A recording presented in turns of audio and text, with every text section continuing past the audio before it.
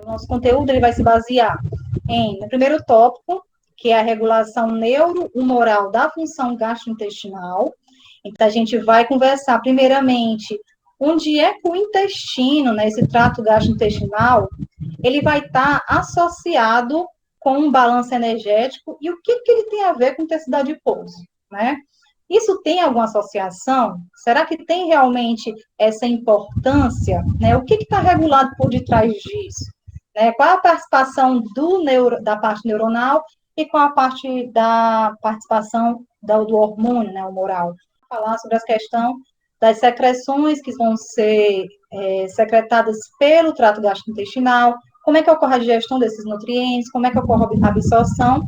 Isso para a gente ter um entendimento e embasamento para depois a gente ter a compreensão do metabolismo, né? Como é que esses nutrientes que vão ser digeridos e absorvidos, eles vão ser aproveitados pelo organismo, né, pelo metabolismo. E aí o Saulo vai continuar e vai conversar com vocês sobre a bioenergética, né, sobre a questão hormonal que está envolvida e todos os hormônios regulando esse aproveitamento. Até então, a gente, dessa forma, conclui a parte que a gente chama de básica do nosso curso. E, em seguida, eu volto com vocês para falar com a questão do tecido adiposo como órgão endócrino regulador do metabolismo, né? Eu vi que o Saulo, né, já introduziu falando, né, dessa importância e de que hoje já se sabe muito bem que o tecido adiposo não é mais só aquela grande reserva que não deixa de ser importantíssima essa função, mas que também existe uma outra função tão importante quanto que é a sua função endócrina, né? E aí a gente vai ver nessa aula a quantidade, né, de fatores, sejam eles proteicos, lipídicos e até microRNAs que são produzidos pelo tecido adiposo e que tem a capacidade de regular o metabolismo energético, né? Tão importante quanto que dependendo, né, da quantidade, né, da produção, da secreção ou deficiência da capacidade do tecido adiposo de produzir esses fatores, pode desenvolver os distúrbios metabólicos. Então, eu começo aqui para vocês, quando a gente fala dessa temática de regulação neuromoral em relação ao trato gastrointestinal, com a seguinte frase, né? Toda doença começa no intestino. E essa frase, ela foi dita inicialmente por Hipócrates, né? Um grego muito conhecido, né? Que é até considerado o pai da medicina, onde ele trouxe essa frase e que diz muito para a gente, né? Já naquela época já se dizia que tudo iniciava no intestino, né? Mas que nem tinha ainda o conhecimento que a gente tem hoje, né? Para você ver o quanto fantástico é. E hoje, né, eu convido a vocês entrarem comigo e mergulharem nesse mundo que é o intestino, e vocês verem o fantástico que é, e vocês entenderem todo esse mecanismo, e que Hipócrates tinha razão de quando ele falou que toda doença começa no intestino, tá? Então, vamos lá.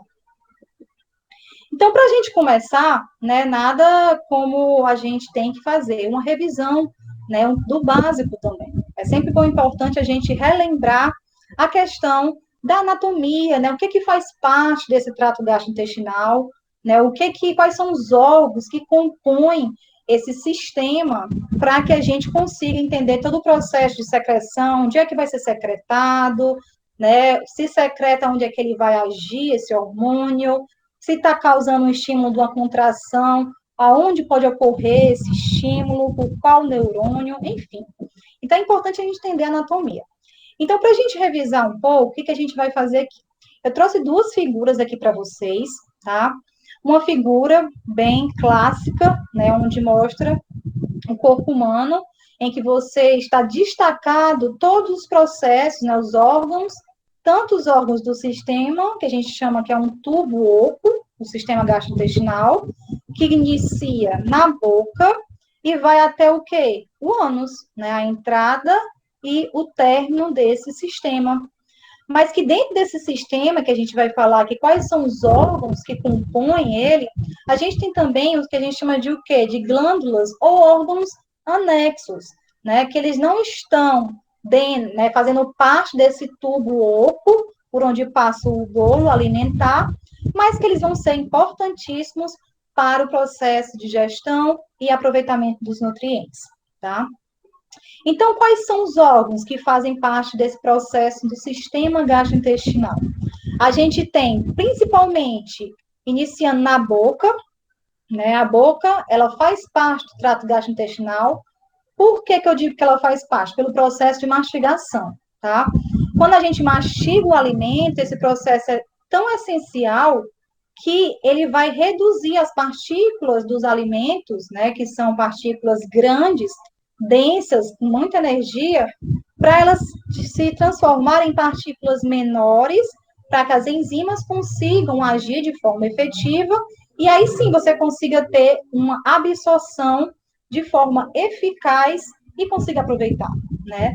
Então, aqui não está nessa figura, né, o processo de mastigação com a boca, e a participação, né, das glândulas salivares, com a presença da saliva e a própria presença dos dentes, né, com a pressão mecânica, mas digo a vocês de antemão que tem essa importantíssima função da boca, tá? E logo depois da boca, né, desse processo, né, da mastigação, esse bolo alimentar, ele vai ser deglutido e aí ele vai encontrar uma primeira barreira, né? E que primeira barreira é essa? É o esfíncter esofágico superior. Então, quando você deglute esse bolo alimentar, que ele vai adentrar no esôfago, existe uma barreira aqui, que é esse esfíncter, que ele faz o quê? Ele permite com que haja separação da boca, né, da região da faringe, orofaringe, com o esôfago.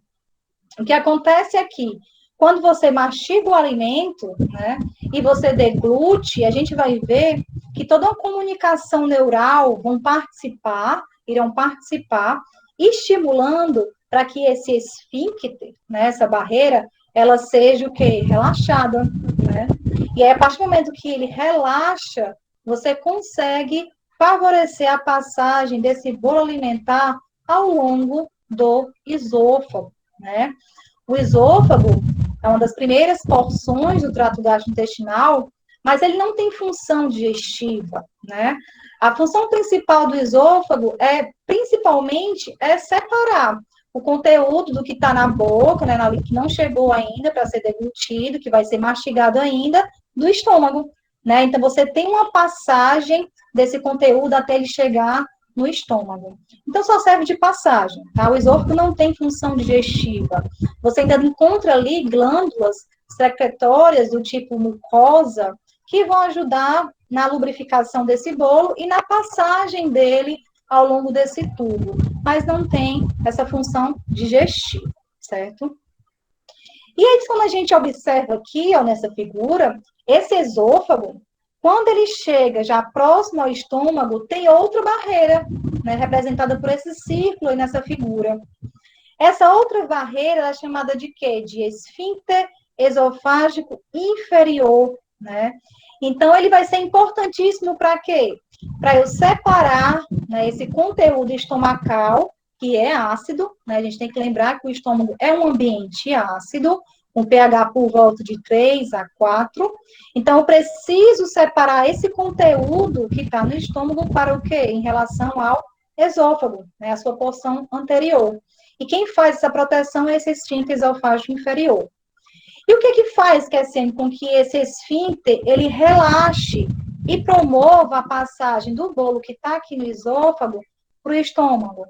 É exatamente a mesma comunicação neural que a gente vai ver, que vai ser importantíssima, que ela vai se sensibilizar com a passagem do bolo alimentar, e ao se sensibilizar, ela vai causar esse relaxamento, né? E aí são fibras, tanto do sistema nervoso autônomo, como do sistema nervoso entérico, que vão participar dessa regulação, e a gente vai ver mais adiante onde é que elas estão localizadas, e aí vocês vão entender um pouquinho melhor, mas só para vocês terem a noção da visão geral, certo?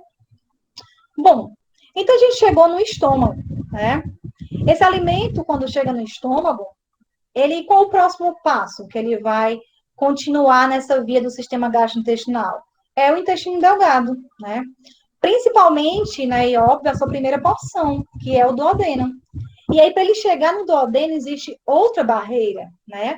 E que barreira é essa? O piloro, né? O piloro é um esfíncter, é um tipo de esfíncter também, onde ele serve de barreira, de controle do que está dentro do estômago, ele não possa passar e haja esse controle para entrar dentro do duodeno, né? E da mesma forma, vai ocorrer uma comunicação, fazer com que esse piloro, ele relaxe e, dependendo do estímulo que a gente vai ver, consegue esse alimento passar do estômago para o duodeno, né? E aí a gente tem que lembrar o quê? O que acontece no duodeno, né? Quando a gente pensa em intestino delgado, né, toda essa porção aqui, ele é dividido em duodeno, jejum e ilho. Mas ele dá tanta atenção ao duodeno, por quê? Porque é lá que desembocam alguns ductos, né, das glândulas anexas, que são importantíssimos para a digestão e absorção dos alimentos, né? Então, por exemplo, se a gente pensar aqui no fígado, que é um órgão anexo do sistema gastrointestinal, anexo por quê? Porque ele não está fazendo parte, né, desse tubo oco, né, que ele continua, ele está fazendo parte de forma anexa, onde um tubo, né, um ducto, ele desemboca no duodeno, né? Então, por isso que ele é um órgão anexo. E aí, esse fígado, ele vai ser importantíssimo, né, para esse trato gastrointestinal, por quê? Porque o fígado, ele é capaz de produzir uma substância, né, que é importantíssima e armazenada na vesícula biliar, que é a própria bile, né? E a gente sabe que a bile, ela vai ser importante para a digestão de qual macronutriente? Dos lipídios, né? Então, quando houver um estímulo que a gente vai ver na próxima aula ou mais adiante, não, nessa aula mesmo a gente vai ver. Existem hormônios que vão participar desse processo de estímulo para que o conteúdo da bile, né, o conteúdo que está armazenado nessa vesícula biliar, ele consiga desembocar, né, ele causa a contração dessa vesícula e a secreção desse conteúdo dentro do duodeno. E aí sim eu consigo com que haja o contato da minha bile com o bolo alimentar e, consequentemente, eu vou ter a ação das enzimas que vão digerir as gorduras, né, que a gente vai ver. Além disso, no duodeno, ele é tão falado por quê? Porque é nessa região que também desemboca outro ducto, né? E que ducto é esse? O pâncreas, né? O pâncreas, que é um órgão, o pâncreas é um órgão que ele tem tanto a função exócrina como endócrina, né? Muito bem estabelecida. E a sua função, quando a gente pensa em digestão, é a sua função exócrina. Então, aqui, nesse ducto, né, que vai desembocar no duodeno, é que vão ser liberadas enzimas que vão ser importantes, né, essenciais para a digestão dos macronutrientes, né? E aí sim a gente consiga levar a digestão e absorção desse bolo alimentar, certo?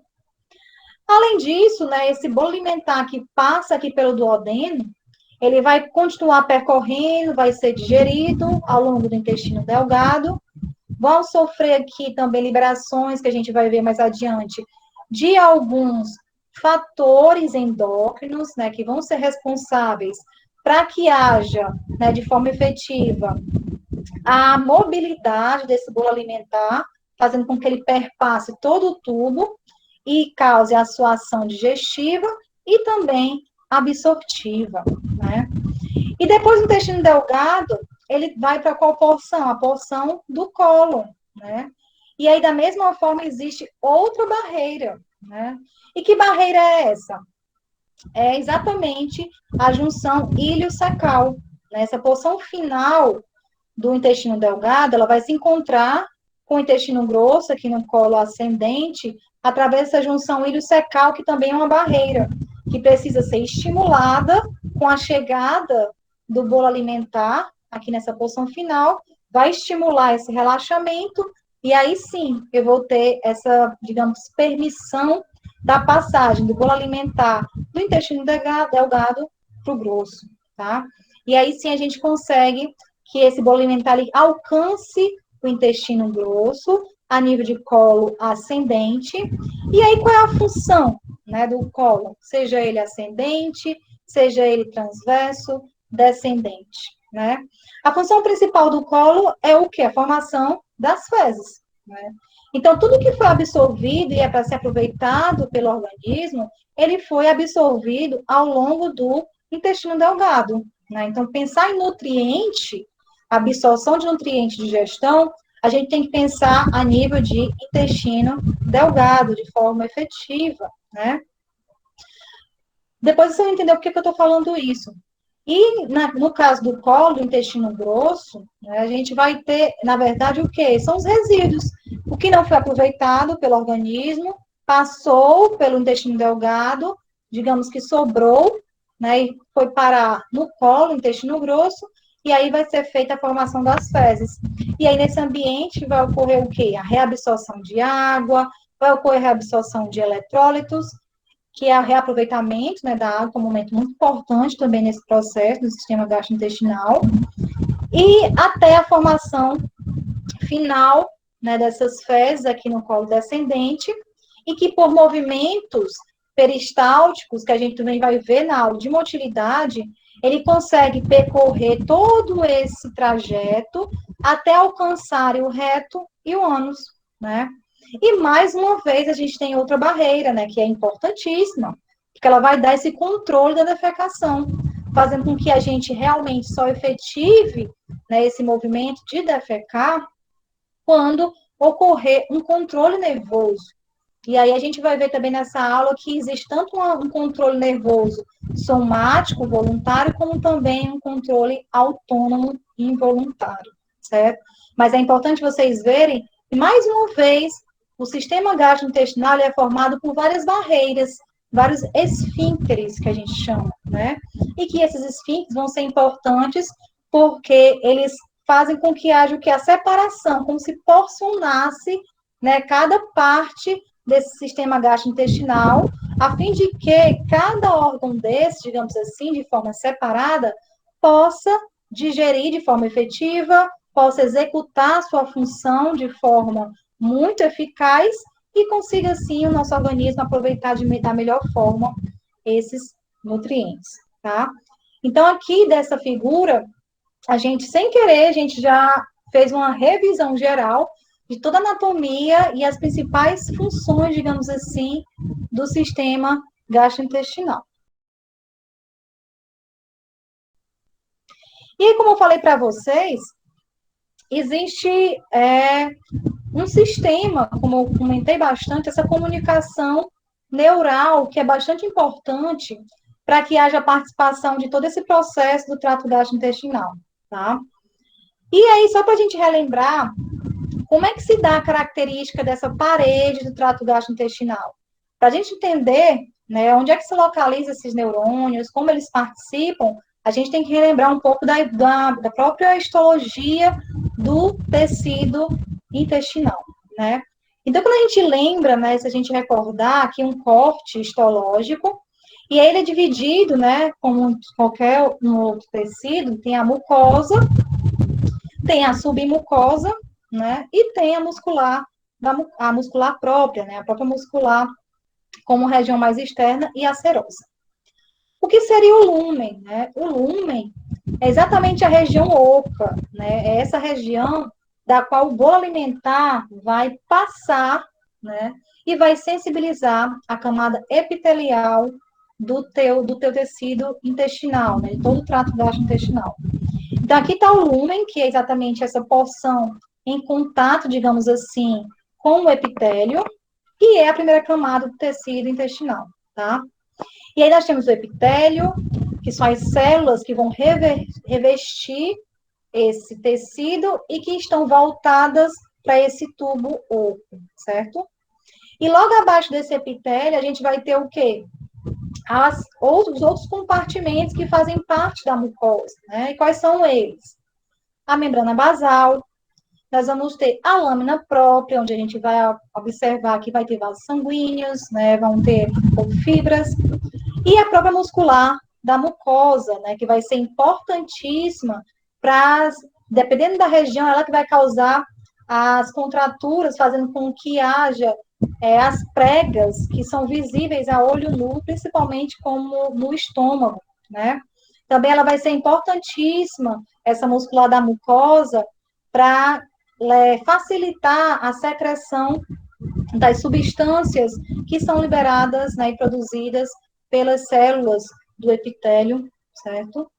Em seguida, a gente tem a submucosa, e nessa camada, né, a gente vai ver que existe também um complexo de neurônios, chamado de plexo do submucoso, que vai ser importantíssimo para esse controle neural de todo o trato gastrointestinal, principalmente com a sua função de controlar essas secreções, tá, que são liberadas aqui pelas células do intestino. E nós temos também a muscular, né, que ela é dividida principalmente em quê? Em dois tipos de músculo, né? Lembrar um pouquinho das aulas de histologia, a gente tem um músculo mais interno, que ele tem a característica circular, e nós temos um músculo mais externo, né, em contato com a serosa, que é o músculo longitudinal. E entre esses dois músculos, a gente tem um outro complexo de neurônios, que a gente chama de plexo mioentérico, né? Esse plexo mioentérico, como o nome já diz, é um plexo nervoso que está localizado no intestino, exatamente entre as regiões musculares, né? E vocês vão escutar falar muito dele, né? Esse plexo mioentérico, ele está aqui entre essas duas camadas, ele é simplesmente importantíssimo para o controle da maioria das funções do trato gastrointestinal. E eu não estou falando só de gestão e absorção, como a gente conhece, mas as funções de motilidade, que vão favorecer para que esse bolo alimentar ele passe ao longo de todo o tubo do gastrointestinal e consiga ser aproveitado, para também ter um controle das secreções, e aí vocês vão ver quantidade, né, a quantidade de secreções que são liberadas pelo intestino e qual é a relação dela com o balanço energético. Então, tudo isso está intrincado e tem a participação desse plexo nervoso, que é o plexo mioentérico. E, por fim, né, a camada mais externa, que recobre esse órgão, é a camada serosa, né, composta do mesotélio. Então, como eu falei para vocês, essa figura ilustra, né, de outra forma, uma forma mais colorida, talvez até mais fácil de vocês visualizarem, mas aqui, como eu falei para vocês, ó, aqui é onde passa, né, o bolo alimentar, que a gente chama de lúmen. Quando ele passa pelo bolo alimentar aqui, ele vai entrar em contato direto com a mucosa, que é o quê? Essa região revestida pelo epitélio intestinal, né? E aí, esse epitélio intestinal, a gente pode ver aqui, ó, formado pelo epitélio, logo abaixo vem a lâmina própria, como a gente comentou anteriormente. Logo abaixo dessa camada mucosa, como eu falei para vocês, tem o quê? A camada submucosa. E é nessa camada que eu disse para vocês que, além de ter vasos sanguíneos, ela também vai conter o quê? O plexo submucoso, né? Que vai ser importantíssimo para regular as secreções que estão aqui sendo estimuladas à liberação no lúmen intestinal, ou até mesmo podem ser liberadas diretamente nos capilares para ter ação sistêmica, certo? Além disso, na camada submucosa, logo adiante, a gente vê o que? As camadas musculares, né? A circular, que é a mais interna, e a longitudinal, que é a mais externa. E vocês conseguem ver todo esse emaranhado amarelo, tá? E esse amarelo aqui que vocês observam é exatamente todas as projeções, tá? Dos neurônios que formam esse plexo mioentérico. Eu falei para vocês que esses neurônios, que fazem parte lá da camada muscular do intestino, ele vai estar exatamente aqui, ó, entremeado, né, entre essas camadas circulares e longitudinal, e vai ser importantíssimo porque eles que vão se comunicar com o sistema nervoso autônomo e podem levar essa informação, adivina tudo, bolo alimentar, para o nosso sistema nervoso central, né? E a gente vai ver como é que acontece isso, né? Mas aqui é só para vocês terem uma visão geral de como é que está o comportamento, né? De onde é que se localiza esse plexo. E mais adiante a gente vai conversar das funções que estão envolvidas com esse sistema nervoso entérico, né, que são esses neurônios que estão localizados exatamente na camada do trato gastrointestinal. E aqui mais fora, né, mais externo, a gente observa a serosa, que é esse tecido conjuntivo que vai fazer esse revestimento do tecido. Bom, e aí, como eu falei para vocês, né, essa figura aqui, ela ilustra as várias projeções de comunicação neural que o nosso intestino, o nosso trato gastrointestinal, ele pode, né, ser inervado, que podem ocorrer. Então, se vocês observarem, a gente tem a participação aqui do sistema nervoso entérico, e é que desde o esôfago, estômago, né, todo o intestino delgado e grosso, vocês observem que existe nesses pontinhos roxos e esses azuis que estão conectados, são exatamente os neurônios que fazem parte do sistema nervoso entérico, né? Principalmente quem? O mioentérico, como eu falei para vocês, o mioentérico ele é mais falado em relação a todas as funções que a gente vai comentar mais adiante, do que o submucoso, porque o submucoso ele está mais relacionado com a secreção de glândulas mucosas no próprio epitélio, tá? E o mioentérico ele tem essas funções mais abrangentes em relação ao controle neural do trato gastrointestinal. Então, é muito mais comum vocês verem na literatura se falar do plexo mioentérico por causa disso, né? Ele realmente tem essa função muito mais, digamos assim, muito mais enfatizada, porque realmente ele tem esse efeito, né? Quando a gente for ver nas ações, mais promissor, mais efetivo, né? E tem uma participação muito uma participação maior, né? Em comparação com o submucoso, né? Já que não é a função dele especificamente. Então, se vocês observarem aqui, ao longo de todo o trato, você vai ter nessas figurinhas, né, roxas, com azuis que estão representando exatamente esse sistema nervoso entérico. Então, como eu falei para vocês que o sistema nervoso entérico, ele faz parte nesses plexos, né, que são plexos, são neurônios, né, agrupamentos de corpos celulares de neurônios, que tanto eles têm fibras aferentes, ou seja, eles conseguem receber um estímulo, quando eles têm fibras eferentes, ou seja, eles fazem o quê? Recebem um estímulo e causam o efeito desse estímulo, né? Uma ativação e uma resposta. E ele está, como eu falei para vocês, dentro da camada muscular do trato gastrointestinal. Então, desde a faringe, esôfago, vocês vão encontrar nas camadas musculares esse sistema nervoso entérico, né? Para vocês terem, né, visualizarem da importância dele ao longo do processo do controle das funções do trato gastrointestinal. Então, vai estar ele disperso ao longo de todo o trato gastrointestinal, certo? E além desse sistema nervoso entérico, o que é interessante aqui nessa figura mostrar é que, se vocês observarem, existe também a participação do quê? Do sistema nervoso autônomo, né? Que é aquele sistema nervoso involuntário, formado principalmente, quando a gente fala de trato gastrointestinal, a gente tem que falar de nervo vago, né? E também de nervo pélvico. Por que se fala muito mais do nervo vago, né? Porque que ele é bem mais proeminente em comparação ao pélvico. Se vocês observarem as vias aferentes, ou seja, as vias sensoriais do sistema nervoso autônomo, elas partem aqui dessa região do tronco cerebral, né? Partem essas vias, essas fibras vagais, e elas inervam toda essa questão aqui, ó, desde a faringe, esôfago, né, especificamente, inerva também o estômago, inerva o intestino delgado, até o cólon ascendente. Então, vocês podem observar que o vago, ele tem uma participação muito importante em controle, em relação ao controle neural no trato gastrointestinal. Porque você vê uma participação muito maior do nervo vago, inervando, né, irrigando todo esse sistema gastrointestinal. E o nervo pélvico, Cassiano, onde é que ele está participando desse controle das funções do trato gastrointestinal? Ele participa exatamente das porções do colo transverso e descendente. tá?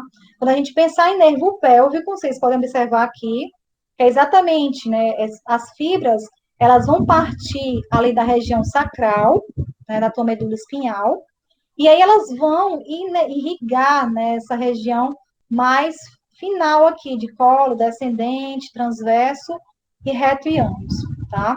Então, por isso que a gente tem, se vocês forem olhar na literatura ou estudar o controle neural do trato gastrointestinal, se fala muito no nervo vago, porque realmente existe uma prevalência muito maior, você tem uma irrigação, uma inervação importante dessas fibras vagais, partindo aqui da tua medula espinhal, principalmente aqui no tronco cerebral, na verdade, partindo aqui do tronco cerebral e irrigando todo o teu trato gastrointestinal, né?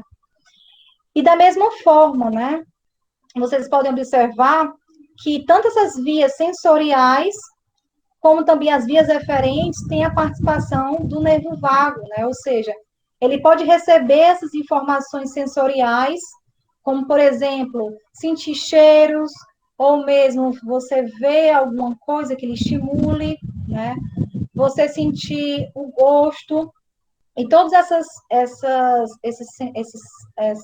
sensibilidade, digamos assim, esses efeitos sensoriais, eles vão ser recebidos pelo sistema nervoso central e vão enviar essas informações de estímulo para todo o trato gastrointestinal. E aí, para eles responderem, como é que ele faz?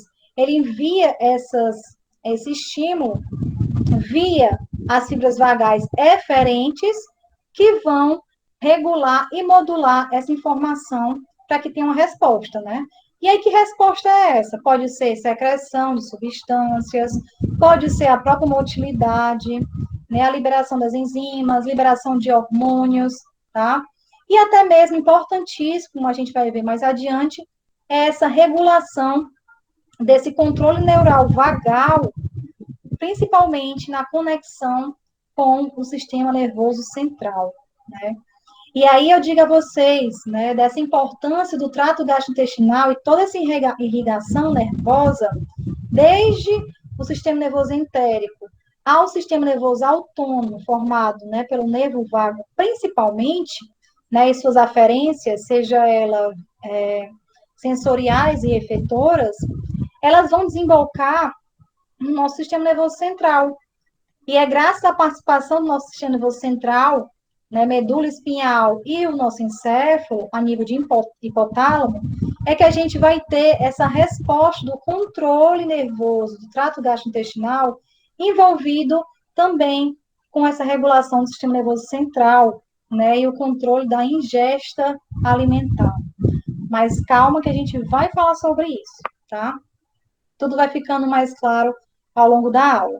Mas eu quero que vocês entendam, que vocês tenham essa visão, né, geral de todo esse emaranhado e da importância que é esse controle neural para que as funções do trato gastrointestinal sejam eficientes, tá? E quem que participa? Tanto o sistema nervoso entérico, que é aquele que está dentro das camadas musculares, formado pelo plexo entérico, como também o sistema nervoso autônomo, com participação principalmente do nervo vago, tá? E, claro, a participação desses dois controles neurais se comunicando com o sistema nervoso central e efetivando ações que nós vamos já adiante conversar sobre isso. Então, quando a gente fala sobre essa questão do controle neural do sistema gastrointestinal, o que seria, né, esse arcabouço que está participando dentro desse sistema? A gente tem como, digamos assim, inicialmente o estímulo o próprio nutriente, né? Então, a presença do nutriente, ela vai ser importantíssima para a ativação dos sentidos, né? Como eu falei para vocês, ao você olhar uma comida, né, qual remete na infância, uma comida muito gostosa, uma comida que sua mãe faz, que você sempre adora muito, remete a algum momento muito especial, ou mesmo você sente um cheiro de uma comida que você realmente, né, não resiste. Tudo isso é uma ativação dos sentidos a nível de centros superiores, né? E aí, o que acontece? Quando você tem esse tipo de ativação a nível do sistema nervoso central, Isso, como eu mostrei anteriormente na figura, isso ativa as fibras do tronco cerebral, né? E essas fibras vão partir e vão inervar, graças ao nervo vago, né? Que vão partir desse tronco cerebral, e vão inervar o quê? O nosso sistema gastrointestinal.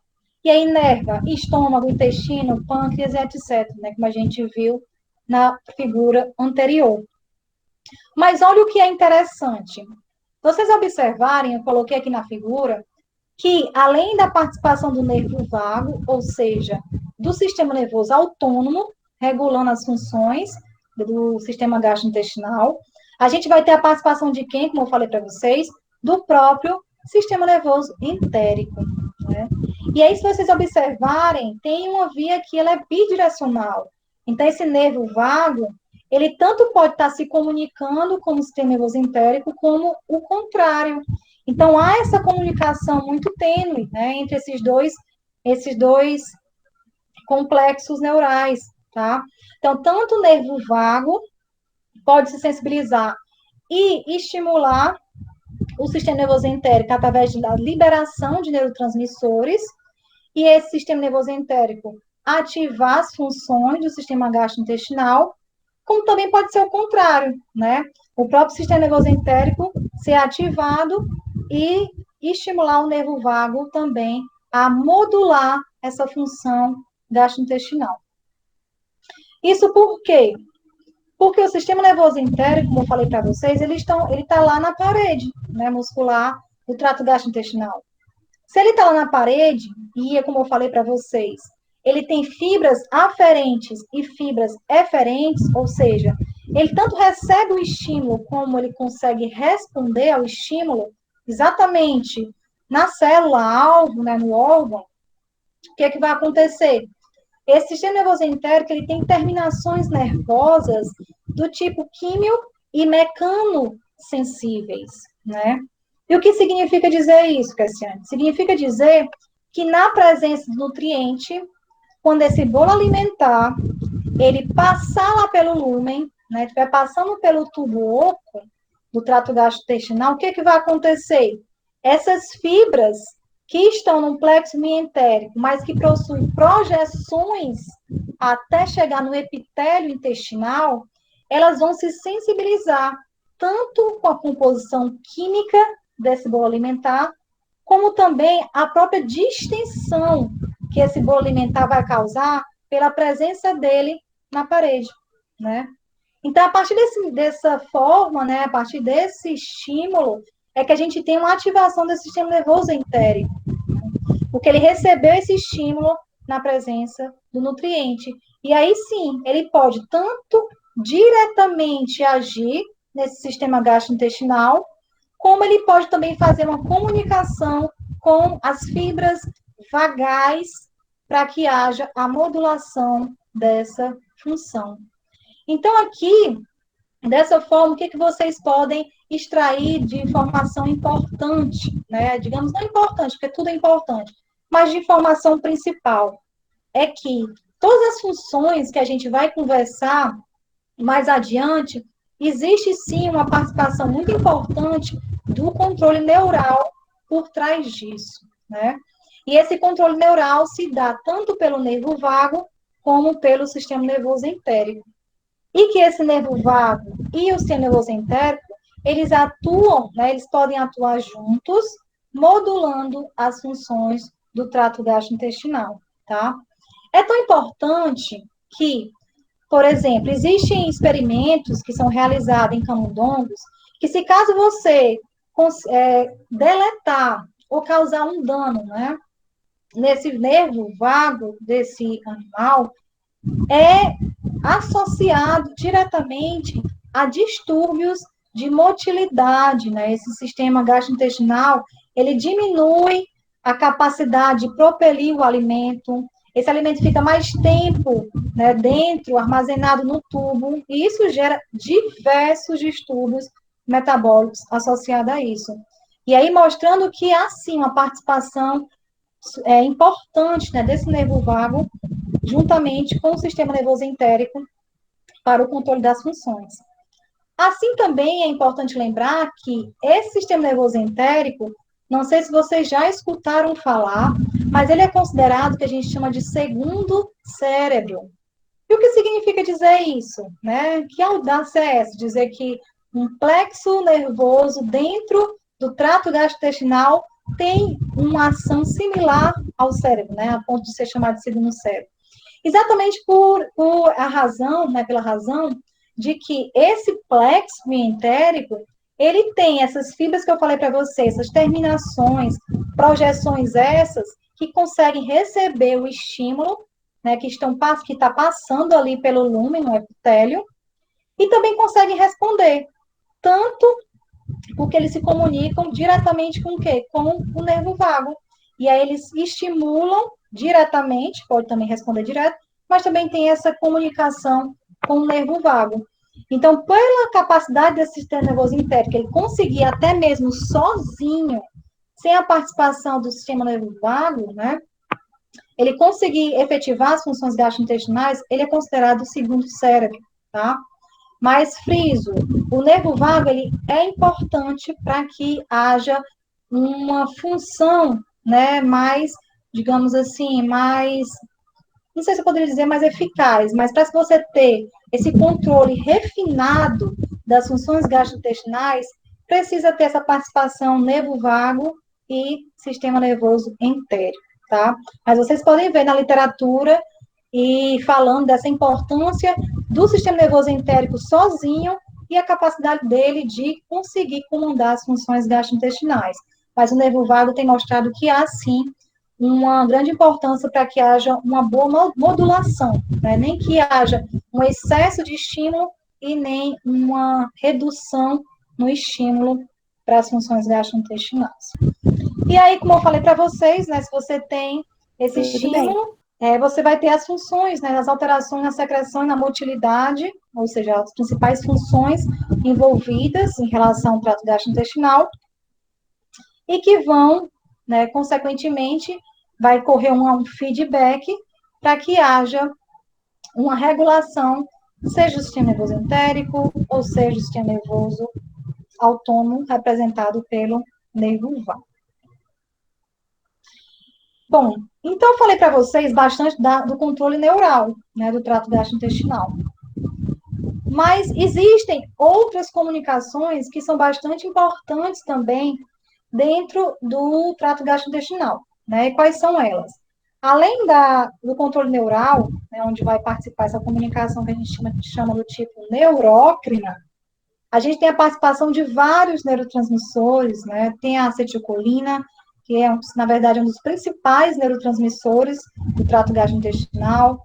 Tem o polipeptídeo intestinal vasoativo, que é o VIP. Tem a substância P, tem o óxido nítrico, né, e entre outras.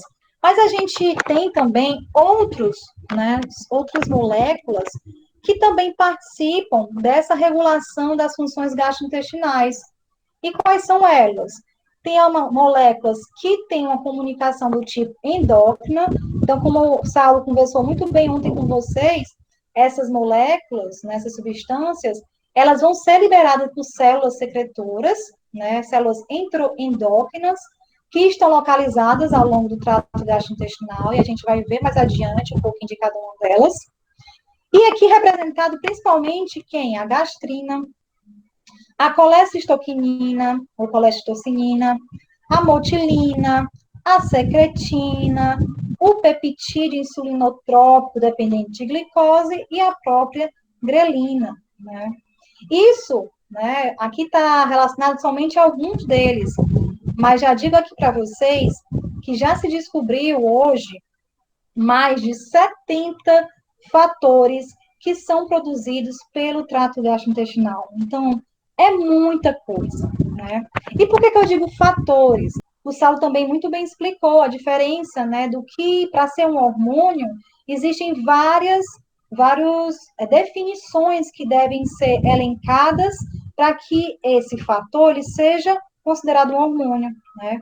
Alguns desses mais conhecidos, principalmente esses que eu comentei com vocês, são sim considerados hormônios gastrointestinais.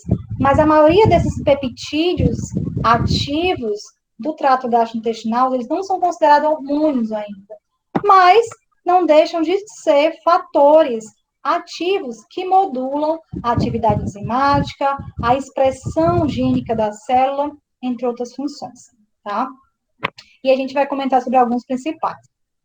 Além disso, a gente vai ter também substâncias parácrinas, né, que são aquelas substâncias que vão ser produzidas por uma célula de um tecido e elas vão ter ação em uma outra célula vizinha, né, uma vizinha ou próxima. Um exemplo muito comum é a histamina, as prostaglandinas, a somatostatina, e também tem a parte imune, né, que a gente também existe uma comunicação que a gente vai falar mais adiante, importantíssima, eu acho que até uma das mais, assim, que inclusive o nutricionista tem muita habilidade, né, em termos de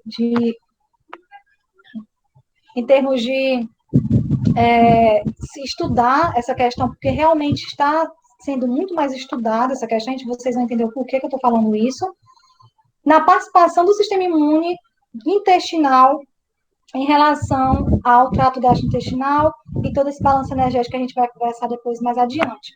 Então, nisso, a gente tem substâncias que vão ser produzidas, como, por exemplo, a histamina, citocinas, espécies reativas de oxigênio, que vão participar também modulando as funções do trato gastrointestinal, tá?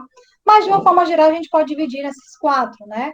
Endócrinos, neurócrinos, parácrinos e imunes, né? Como os principais tipos de comunicação do trato gastrointestinal. E aí, assim, o seguinte questionamento, né, diante dessa discussão, o intestino seria o maior órgão endócrino do corpo? Né?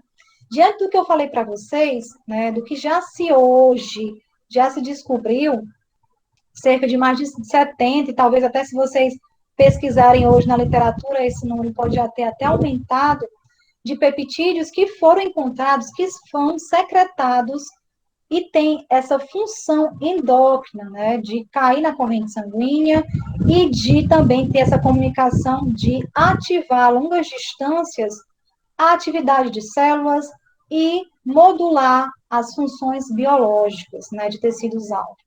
Então, o intestino, em algumas literaturas, eles comentam esse órgão, né, poderia sim ser considerado hoje em dia até um dos maiores órgãos endócrinos do corpo, tá? Devido a essa capacidade, né, tanto de moléculas sinalizadoras que foram descobertas em relação a esse trato gastrointestinal, mas é importante frisar, né, que todos os hormônios gastrointestinais conhecidos até então, hormônios, certo?